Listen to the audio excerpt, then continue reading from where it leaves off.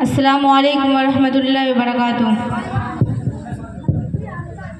الحمدللہ رب العالمین والصلاة والسلام علی محمد ابن عبد اللہ الامین وعلی آلہ وصحبہ اجمعین، اما بعد فقد قال اللہ تعالی فی کلامہ العزیز اعوذ باللہ من الشیطان الرجیم بسم اللہ الرحمن الرحیم فلولا نفر من كل فرقة منهم طائفة ليتفقهوا في الدين ولينذروا قومهم إذا رجعوا إليهم لعلهم يحذرون۔ صدق اللہ العظیم۔ وطن کا ذرہ ذرہ ہے یہاں اس بات پر شاہد، وطن کا ذرہ ذرہ ہے یہاں اس بات پر شاہد، مدارس کے سپوت اس ملک کے جانباز غازی ہیں۔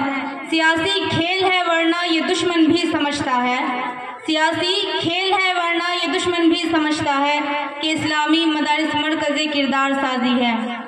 محترم حضرات اور سامعین کرام، جب ہندوستان کی سرزمین پر انگریزوں کا ناپاک سایہ پڑا، پورے ملک میں فرنگیوں نے اپنا جال بچھایا، وہ اپنی شاطرانہ اور اگیارانہ چالوں سے برسر اقتدار ہوئے، ملک کے ہر خطے پر ان کا تسلط ہوا۔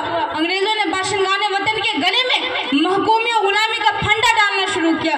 ملک کی معصوم اور پاک باز خواتین انگریزوں کی عیاشی و عیش کوشی کا شکار ہونے لگی، ان کی عفت و عصمت کی چادریں انگریزوں کی ہوس پرستی کا نشانہ بن گئی۔ انہوں نے ہندوستانیوں کے خون کو اپنے پسینے سے بھی کمتر خیال کرنا شروع کر دیا۔ تو اس وقت ہر ہندوستانی کے دل میں انگریزوں کی سفاکی و خوریزی سے رہائی اور توقع غلامی سے نجات کا جذبہ پیدا ہوا۔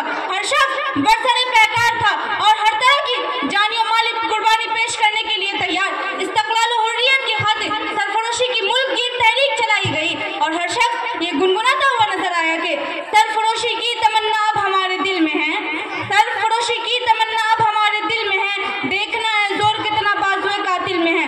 وقت آنے دے بتا دیں گے تجھے آسماں، ہم ابھی سے کیا بتائیں کیا ہمارے دل میں ہے۔